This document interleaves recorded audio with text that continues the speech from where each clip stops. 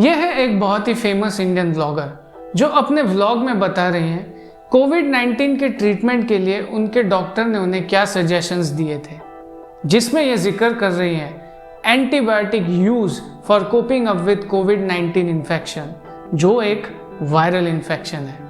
एक underlying condition की वजह से डॉक्टर्स टिपिकली जो आपको एंटीवायरल इस टाइम पे स्टार्ट कर देते हैं, स्पेशली इतने हाई वायरल लोड में, वो मुझे नहीं किया गया। मुझे डॉक्टर ने एंटीबायोटिक दी, एंटी एलर्जिक्स दी और कफ सिरप दिया ताकि मेरे को थोड़ा सा अगर कफ स्टार्ट हो जाए तो वो ईज हो जाए। इसी तरह एक बहुत ही common household name of antibiotic हम सब ने सुना होगा, एजिथ्रोमाइसिन। हम इंडियंस ने 2019 में 6 crore 40 lakh doses of antibiotic azithromycin consume करें ओनली इन 1 डे, जो हमारे इंडियंस का एक बहुत ही प्रॉब्लमेटिक बिहेवियर बता रही है और हमें एक बहुत ही बड़े प्रॉब्लम की ओर इशारा कर रही है, एंटीबायोटिक रेजिस्टेंस। जिस बैक्टीरिया का विश्लेषण अब हम करेंगे वो पहले से ही हमारे देश में घुस चुका है और छोटे छोटे बच्चों को अपना शिकार बना रहा है। इस बैक्टीरिया का नाम है सुपरबग। ये नाम आपने पहले भी सुना होगा। Superbug seems to be rapidly spreading among Indians.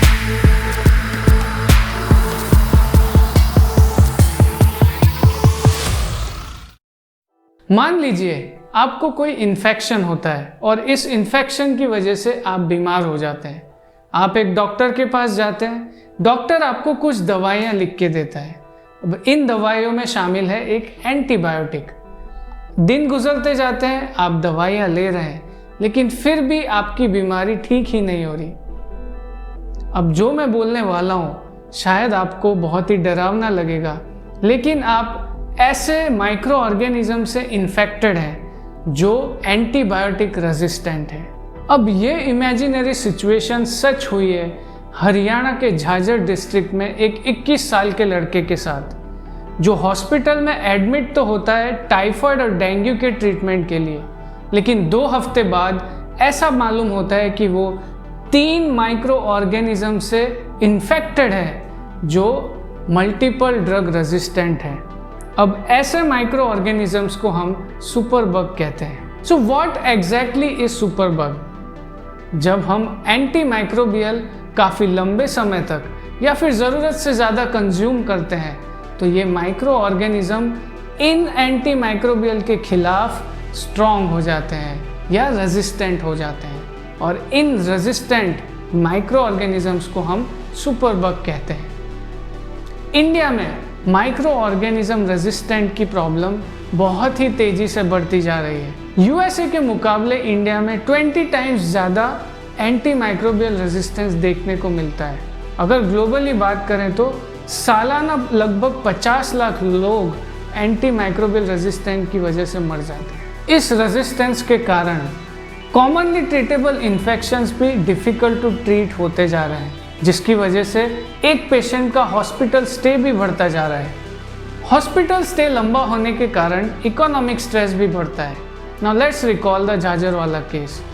उस केस में वो पेशेंट टाइफाइड और डेंगू से इन्फेक्टेड था, जिसका ट्रीटमेंट यूजुअली 1 से 2 वीक तक मैक्सिमम चलता है, लेकिन उस एंटी माइक्रोबियल रेजिस्टेंस की वजह से ट्रीटमेंट लगभग 1.5 महीना चला था और 1.5 महीने का कॉस्ट 6 लाख तक हो गया था। एंटी माइक्रोबियल रेजिस्टेंस का सबसे बड़ा कारण रॉन्ग दवाइयों का प्रिस्क्राइब होना है। WHO की एक रिपोर्ट के अनुसार इंडिया में आधे से ज़्यादा डॉक्टर फेक हैं। इंडियन विलेजेस इससे सबसे ज़्यादा परेशान हैं। ये झोला छाप डॉक्टर्स रॉन्ग दवाइयाँ प्रिस्क्राइब कर रहे हैं, जिसमें एंटीबायोटिक्स सबसे ज़्यादा शामिल है। डॉक्टर सिपाही जी पेरहाप। तो कहाँ से आ रहे हैं अभी आप? रोगी देख करके। अच्छा, लोग आपके पास आते हैं कि उनको खांसी है, जुकाम है, बुखार है, तो आप उनको कौन सी दवा देते हो इन दिनों में? हम इन्हें पैरासीटामोल देते हैं, एजिथ्रल देते हैं, एजिथ्रल ग्रुप के। अच्छा। क्लोरोफेनिकल ग्रुप देते हैं, विटामिन सी देते हैं। अच्छा, तो उनसे ठीक हो रहे हैं वो? हाँ, ठीक हो रहे हैं। अच्छा, ठीक है। तो आप कितना पढ़े हैं? हम शास्त्री हैं। Sorry to pause the video in between, लेकिन यहाँ पे मैं आपसे एक रिक्वेस्ट करने आया हूँ कि हमारे वीडियोस को बनाने में काफ़ी रिसर्च और मेहनत लगती है। अगर आपको हमारे वीडियोस पसंद आ रहे हैं, so I would urge you to please take some time, like the video, subscribe to this channel and share this video as much as possible. इससे हमको मोटिवेशन मिलेगा और पता चलेगा कि आगे कौन से टाइप की रिसर्च बेस्ड एजुकेशनल वीडियोस हम आपके सामने अच्छे से प्रेजेंट कर सकें। Thank you. इसके अलावा इंडिया में एंटी माइक्रोबियल का बिना प्रिस्क्रिप्शन के बेचे जाने का प्रॉब्लम एक बहुत ही बड़ा कंट्रीब्यूटिंग फैक्टर है एंटी माइक्रोबियल रेजिस्टेंस में। एक रिपोर्ट के अनुसार 50% से भी ज़्यादा ड्रग्स, वो भी एंटी माइक्रोबियल ड्रग्स, इंडिया में विदाउट प्रिस्क्रिप्शन बेची जा रही हैं। अब ये बिना प्रिस्क्रिप्शन के खरीदी जा रही हैं तो ऑब्वियसली कंज्यूम भी बिना कोई प्रोफेशनल एडवाइस के करी जाती होंगी। इन्हें आसान भाषा में समझा जाए तो मान लीजिए आपको थ्रोट इन्फेक्शन हुआ है। आपने कहीं पे सुना होगा थ्रोट इन्फेक्शन के लिए हमें एजिथ्रोमाइसिन लेना चाहिए। आप जाते हैं दुकान पे, एजिथ्रोमाइसिन ले आते हैं। आप एजिथ्रोमाइसिन पहले दिन कंज्यूम करते हैं, आपको अच्छा लगने लगता है और आप दूसरे दिन से एजिथ्रोमाइसिन लेना बंद कर देते हैं। अब एंटीबायोटिक के कंडीशन में ऐसा करना एंटी माइक्रोबियल रेजिस्टेंस को न्योता देने के बराबर है। एक एंटीबायोटिक को बनने के लिए लगभग 15 से 20 साल लगते हैं। ऐसा इसलिए होता है, एंटीबायोटिक यूजुअली नेचुरल रिसोर्सेज में से बनाई जाती हैं। अब इन नेचुरल रिसोर्स और सही रिसोर्स को ढूंढने में लगभग 5 से 10 साल निकल जाते हैं। 1980 से अब तक सिर्फ 15 नई एंटीबायोटिक डिस्कवर हुई है, जिसमें से सिर्फ 4 अप्रूव्ड हुई है यूज़ के लिए।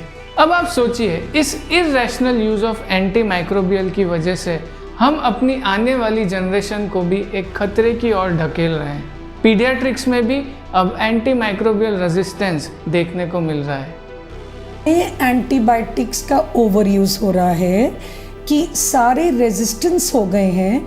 तो फर्स्ट लाइन एंटीबायोटिक जो एक न्यूबॉर्न में हम एक इन्फेक्शन या निमोनिया में जो आमतौर पे देते थे, 25% वो बच्चे मर गए क्योंकि वो एंटीबायोटिक उन पे काम ही नहीं करी।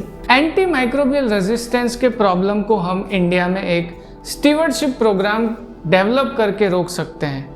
एक्सपर्ट्स का मानना है हमें एक ट्रैकिंग सिस्टम डेवलप करना होगा जिसमें कौन कितनी एंटीबायोटिक प्रिस्क्राइब कर रहा है और कौन कितनी एंटीबायोटिक कंज्यूम कर रहा है, इसका डेटा हमें मिलेगा। इसमें फार्मासिस्ट को हमें एक अहम भूमिका देनी होगी। फिलहाल तो it is an evolutionary battle between micro organisms and human, which humans are losing. नमस्कार।